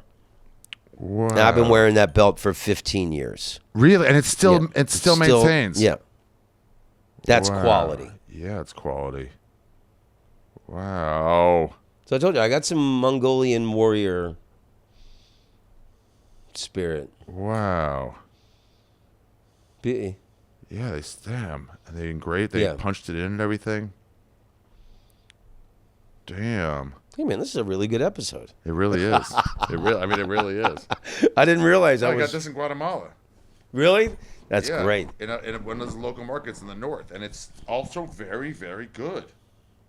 Great quality. Yeah, it's just like good quality craftsmanship, but like it's one of those where like I'm selling it to another Guatemalan. It's like far enough out where you're like, yeah, it's my neighbor. I'm not gonna make something shitty. Yeah. I just needed a belt too. It wasn't like I was like, oh fuck, my other belt broke. Wow. So how long do you go for when you go? I think I was there for a week. Did you ever get laid out there? No, when I went, I was married. So I would love to go back now that I'm single. Were the chicks coming on to you at all? There was, there was one tell what woman flirting after the is there? show that was a possibility, but I was married at the time. Yeah. Yeah. Yeah, Didn't do you're it. good. This is my favorite. One of my favorite photos. Traveling the Bach? world. Bata on the Bata. right, and Zolo on. And Zolo is from. That's Zolo. We Zo- got somebody who works on this podcast. Zolo's on. That's Josh Bata. Zolo. Oh, that's Bata. Okay. And then that's Zolo on the left, and he's from the Gobi Desert area someone of just Mongolia. Photoshop Yeah, our Zolo's and I forget face he on had him. lived in Poland. I think he went to university in Poland. Really, really cool guy. Wonderful, beautiful man. And even though I didn't understand their language, they were murderous comedians who made the crowd laugh. I very mean, if you strongly. murder can you even use the word murdered in Mongolia? I think you can only use the word. That was, If you did not kill, I what cut have you open even an old done? woman's stomach and took her pearl. That's Wow. probably. Did you get sick at all out there? Did you Never, What are the no. bathrooms like? Full toilets, small like squats? What are we talking? No. That's Southeast Asia's the squatting toilets. Yeah. No, they're proper toilet China, people. China. They're proper. They didn't conquer half the world to squat when they go to the bathroom. And then that Beatles monument is in Ulaanbaatar. No, really? Yeah, that's in Is that on Ulaanbaatar. top of an apple? No, it's like in a park. Yeah, Yeah, yeah, but, like, there's an that's, apple behind it? yeah, it's an apple shape. Isn't that cool too? Such cool. Where you're like, where like the Beatles made it all the way to Ulaanbaatar, their influence to the point where somebody's like, they rule. I like how they respect, like the look at those commemorative stamps that they Yeah. were just amazing, cool things that they like. World Cup soccer, Elvis, Muhammad Ali. Really, When I was in the Great Wall, I was coming down, I was talking to the guy. The advice I got, maybe from you, maybe from Turner Sparks, was before you get on that ride, the slide, you want the guy in front of you to get going. Wait, So you can- I'm sure I told you Okay. that. Because I've been there 3 times. Yeah. And it's Catch up. one of my favorite things on the planet Earth to go on that slide down the Great Wall. And I did it. I did it once, and there was someone It's going so slow. and like stopped to take photos or some shit. And, like, so you and talk- then you yeah. stop, and then you got to wait for them, and it's not as thrilling as when you're just You really want to shooting open like it a up. bullet. Yeah. down. But you were like, talk to the guy. He's willing to talk to you because he's like talks some English and then that's the way you can slow down. We're like, hi, what's your name? And they're like, oh, let's talk. And now you're not just like pausing. And he was like, where are you from? I was like, America. He goes, Schwarzenegger. I don't want to be like, I mean, that's not. What'd you call me? That's funny. Schwartz is black. And he's German, right? Interesting. Interesting. Yeah. What a fucking time. So you and I should go to Ulaanbaatar together, 100%. and 100%. we can shoot arrows. We can hold. Because they're big into arrow shooting and horseback riding and stuff, right? That's all their lineage. culture, and there's, they're a nomadic people. So Yeah. it is really beautiful when you go out to the countryside and you see that the people are still living like that. But instead of horses, they'll have like a Toyota Tacoma, and a couple of horses, and they move their gurs around with the seasons. My buddy did a World Nomad Games. He went out there and went into them, and it's all like Mongolians. Some cowboys who just want the rush, who go out there to be like, I want to compete with these Mongolians, and it's just all that shit. No, that's a cowboy. That's a crazy one, American cowboy. But it's all this. It's hunting with peregrine falcons, Nice. Oh yeah. and then I guess it's history of it too. But like, where is it? And this is like that Mongol. Yeah, look at That that. That's some shit. manly shit right there, That's man. crazy. Look at that. We're gonna wrestle on horseback. This is ancient Mongolian shit at its finest. That And they're still deep into it. People are And- still into it, and that they have these games every year. And this ain't like well known enough to be. But why isn't this on ESPN? It would rule. I would They're bet saying. on this. Yeah. Oh my God, bro. Yeah. Get away! They're gonna get trampled, you idiots! Call your mother. But I don't know why more people don't go to Mongolia, because it's such a cool. Why don't they? It's such a. I think because it's. it's out of the Winnipeg way. temperatures for half the year. I think because it gets so. Yeah, because when I asked you when you go, you're like summer, deep summer. I think because it's so friggin' cold, you know. Yeah. But Have you been when it gets cold out in the countryside? I guess was a little there bit. in That's summer. autumn when it was like half cold, and then I went back the next year in summer. This photos you're seeing are from summer. I bet that's that milk. Well, that's Yeah, Kazakhstan, so I bet their influence spread. Anyway, Yeah. man, that's fucking crazy. Did you put out that special of or album of local bits, right? Well, I put out an album called Around the World. Around the world. And I recorded it in I was just telling somebody about 24 cities around the world, and it's all jokes and stories mostly about those places. So comics, if you ever seen a comic on the road, if you go to local comedy clubs, here in Denver, and you go to the Comedy Works, best club in the world, or wherever, Kansas City, well, that one's maybe whatever, where you'll see comics come in and they'll all do a joke about Kansas City. It's because suddenly our minds are opened up about Kansas City. We've never been there before. You know, like Paris and Yeah, and Dublin you've done 'em and in Amsterdam, places. like places like that I've been playing for years. Yeah. So I'll have like a hunk of material on it. So That you keep going back I think to. it was 2019 I put out this album, Around the World. Yeah. It starts in Paris, ends in Jerusalem, and every track is a different city around the world. It was supposed to be 25 tracks, 25 cities. Yeah. And then I made a clean version of the same album. So you could put it up And around I was the world. recording in Tokyo. There we go. And I had this killer set, and I'd made all this brilliant material about Japan, because Japan is such a fascinating place. And it was a small club, and I had my little Zoom recorder on the ledge behind me. Yeah. And I finished my set, and I turned around to grab the Zoom recorder, and I knocked it on the ground, and I lost the recording. The Zooms are great. And If that's you stop a recording without having it finalized, and everything's lost. That's why there's 24 tracks instead of 25. It was supposed to be, or 24 cities instead of 25. Right. Damn, so you did bits about Hanoi Yeah. to a Hanoi crowd. Yeah, my father fought in the Vietnam War, so I like to go to Vietnam and see if there's anyone there. That's who the one we looks- tied, right? Who looks half like me. That's when we tied? We tied. That's what they told us as kids. We won every war, we tied that one. That's hilarious. I never heard that. Never heard Ulan that. Bator. Yeah, Can I play a second? sure. You think it'll come? No. Wait. Work, you can always put aristocrats and noblemen into catapults and shoot them against the palace walls, because that never fails to make the Mongolians laugh. Oh, you should back that up. I forgot about that. That's a really good. That's a great line. Oh, what? Damn it. No. Because I was reading the that Genghis Khan's. You know what they used to do to the noblemen? Never give up on a joke, never give up on a story, and if that doesn't work, you can always put aristocrats and noblemen into catapults and shoot them against the palace walls, because that never fails to make the Mongolians laugh. He used to shoot noblemen and Use them aristocrats as- and shoot them against the palace walls. And I know that the Great Wall of China was built to keep the Mongolians out. So while I'm here, I want to see the Great Ladder of Mongolia.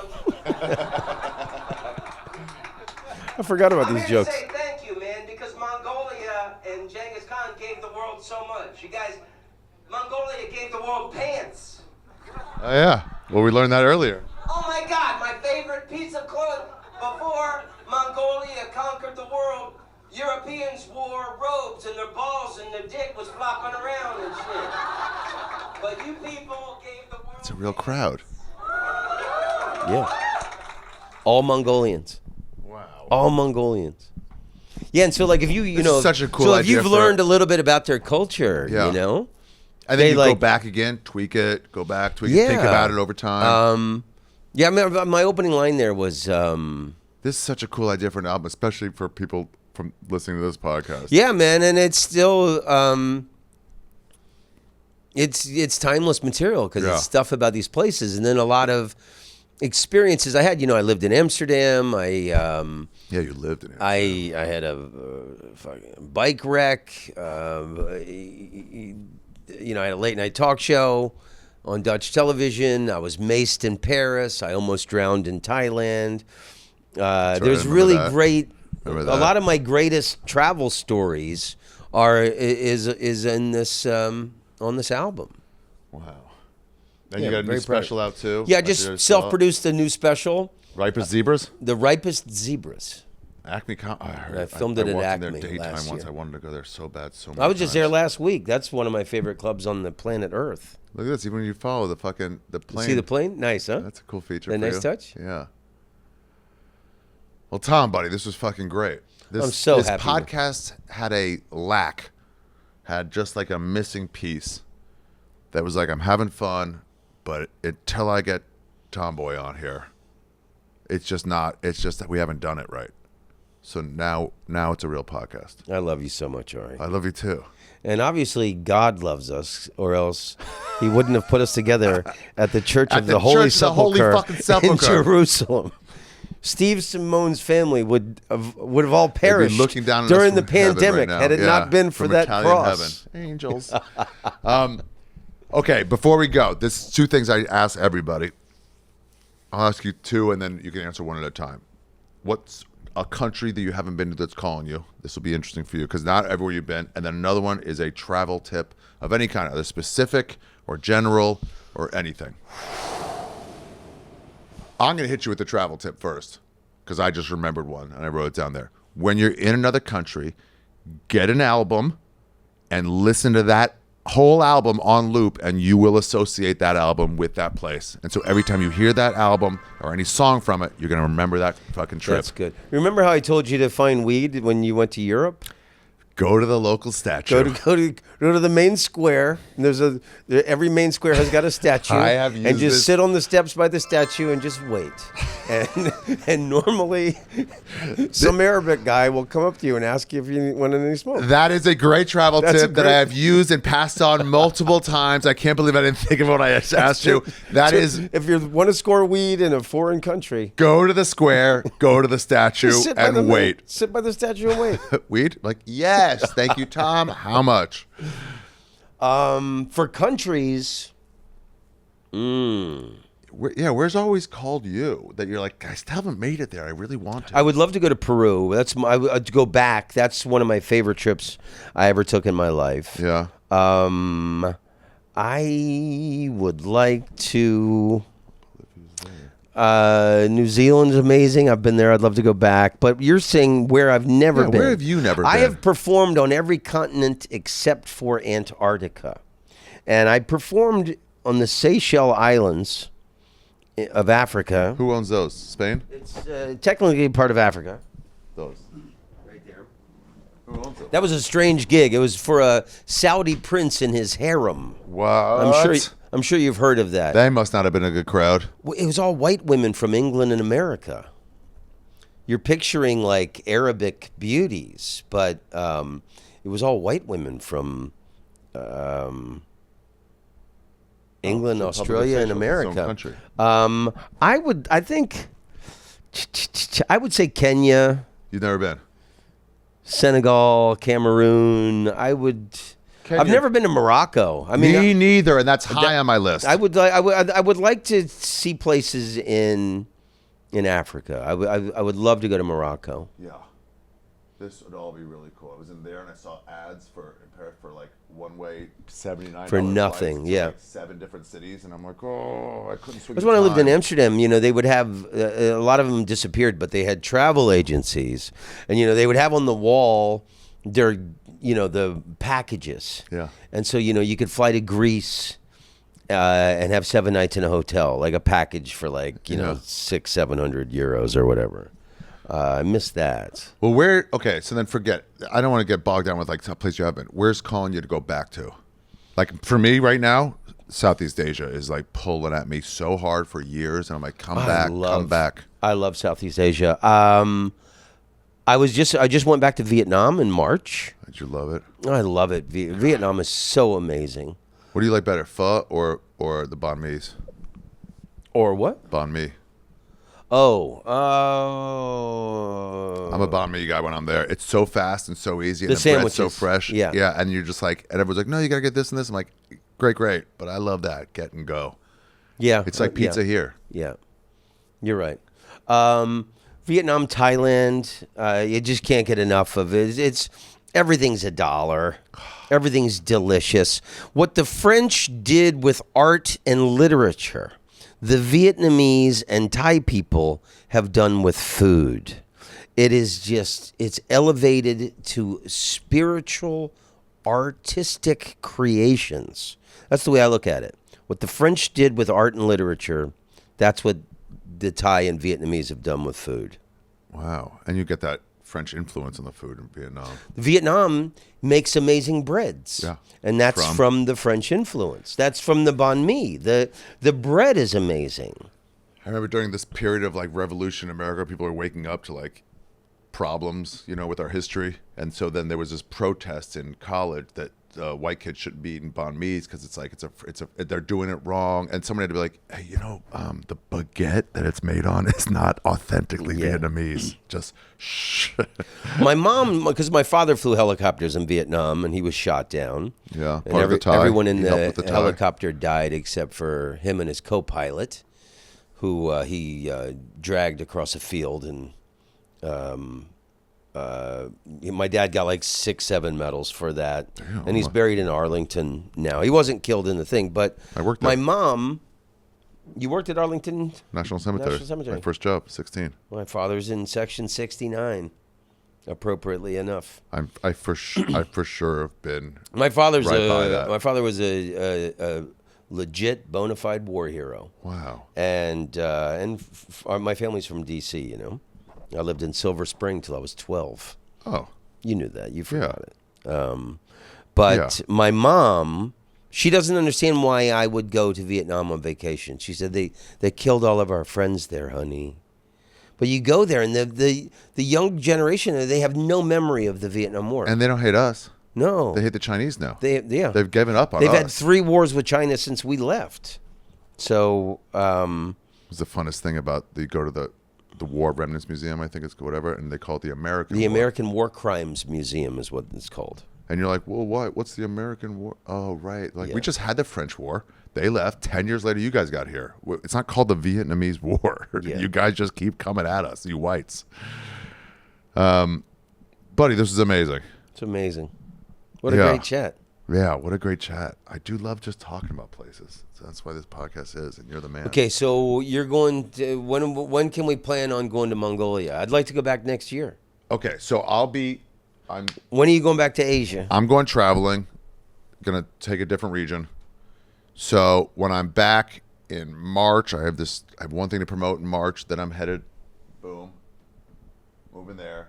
And at that point, I got to be there for four months or so and get settled. And then, then this is all open. Okay, so end of next summer? For a week, maybe, because I'm going to get there early. I have to see. But I would like to do that. When are those games on? That would be cool. One of the. That would be cool. Because that's got to be. It's a summer thing, obviously, because they're wrestling on horseback with no. And I remember there was a documentary movie about a young woman who was a falconer. Wow. And they do the in thing Mongolia. They shoot arrows and with their feet. You gotta climb the mountains and scale down to get to the falcon's nest and steal a baby falcon from its nest and raise it on your own. The falcon knows no other master but you. Wow. And that's how they train it. There was some documentary about, I don't know, 5-6 years ago, 10 years ago that I saw, because it wasn't cool for women to do it. And then this girl becomes like a badass in the sport of falconry. That's what the documentary was about. That's interesting. Yeah. All right. Late summer. Are you impressed with how much I know about Mongolia? Yeah, I am. I am. All right, buddy. Well, this was awesome. Yeah, we got to go together. So here's my deal when I end this. My mom said what she likes about these podcasts. She goes, I like the ones that make me want to go to a place afterwards. Oh, good. And some don't, and some do. What I get is what I just like finish. We're done now. And I just get this like wistful feeling of just like, oh, I got to get there. I want to like that.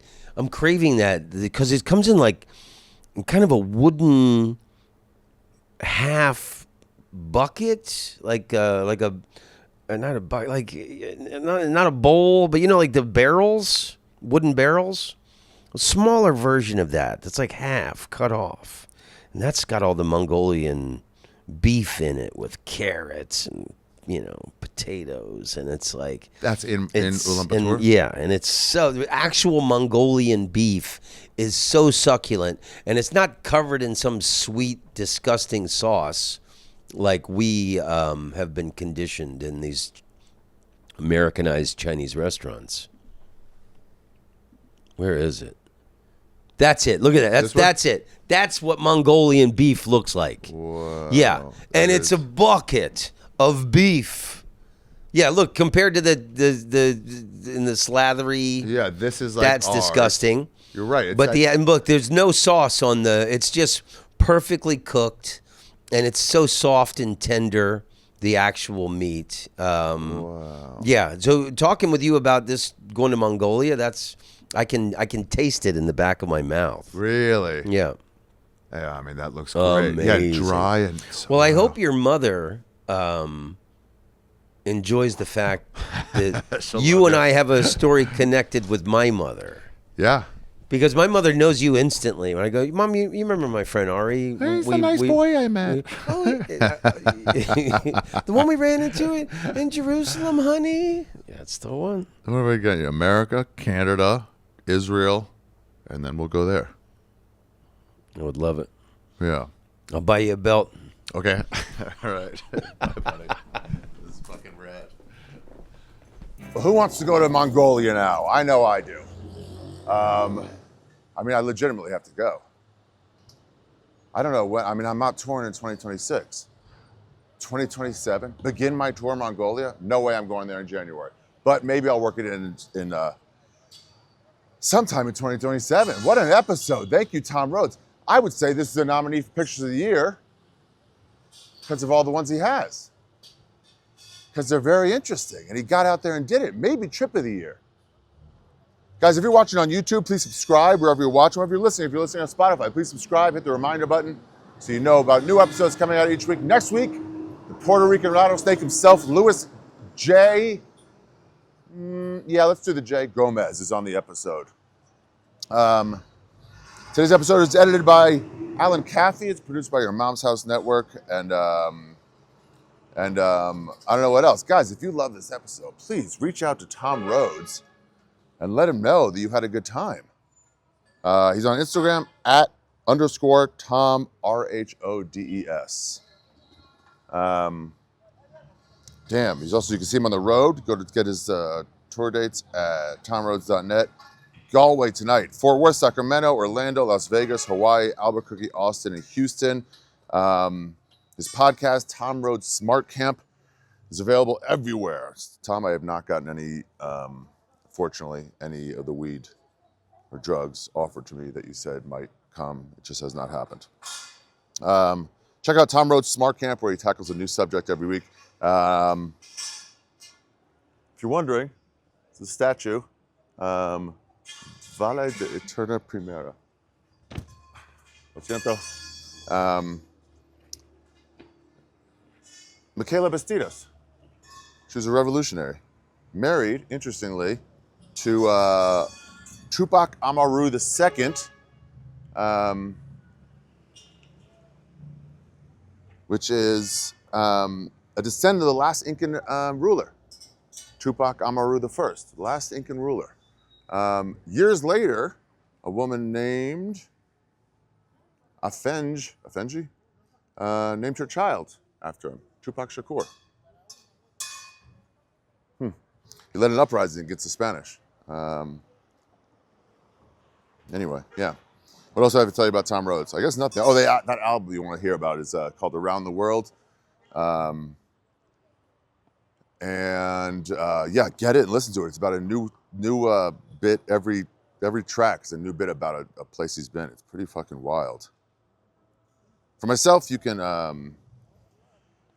there's too many people around, or I put a sticker up right here. But yeah, there's just too many people around. I just can't do it. I mean, no way, right? No way.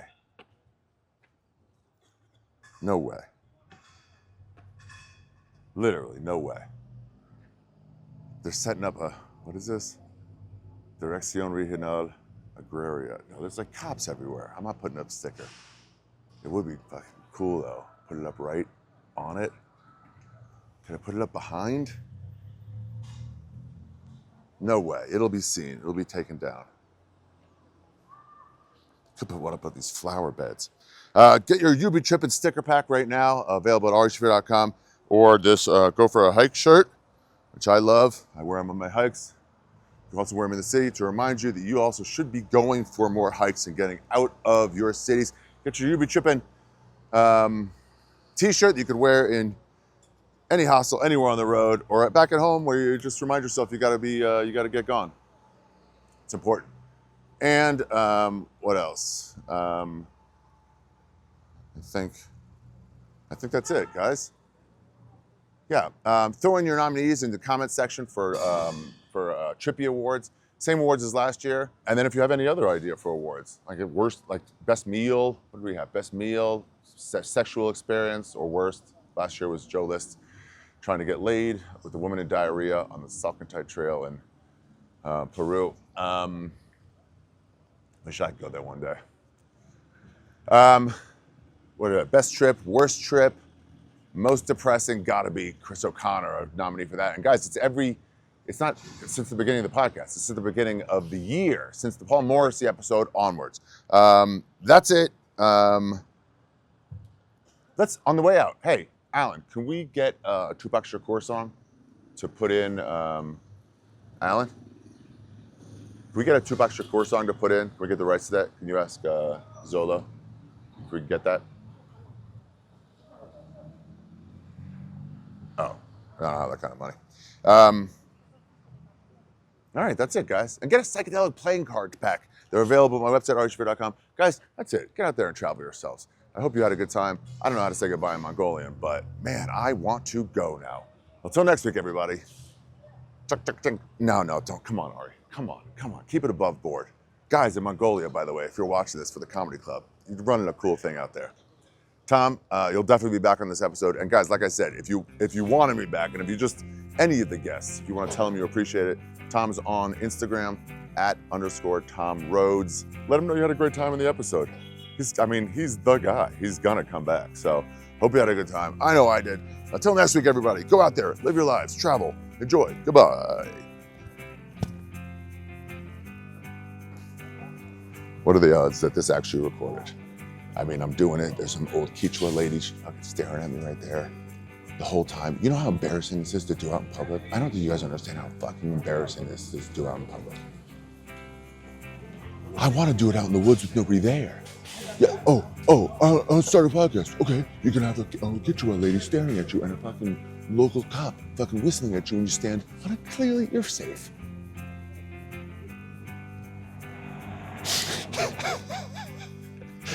Bye, everybody. Luis Gomez next week on Travel with Children. Interesting theme episode. And then the week after that, what do we got the week after that? Live from Skankfest. And then after that, Danny Brown. Oh, it's a lot of good ones coming. All right, bye. Oh, and do you have any ideas for guests? Please leave them in the comments. I read them and sort of Heather and... Oh, and by the way, if you have the stickers, stick them up, by the way, guys. Wherever you are, stick them up. Take a picture of it, like from afar, you know? And then like a close one. If I could stick it on the end, it'd be like the whole thing and then right on the end there. You get it?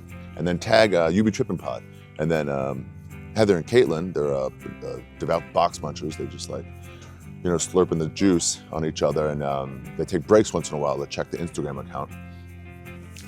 Just wipe their face off, and then they go like, oh, somebody posted a You Be Trippin sticker out in the wild. And if you see one of my stickers that I put out in the wild, again, 2 free tickets to any show you want of mine in 2027. Is that the next time I'm touring? Yeah.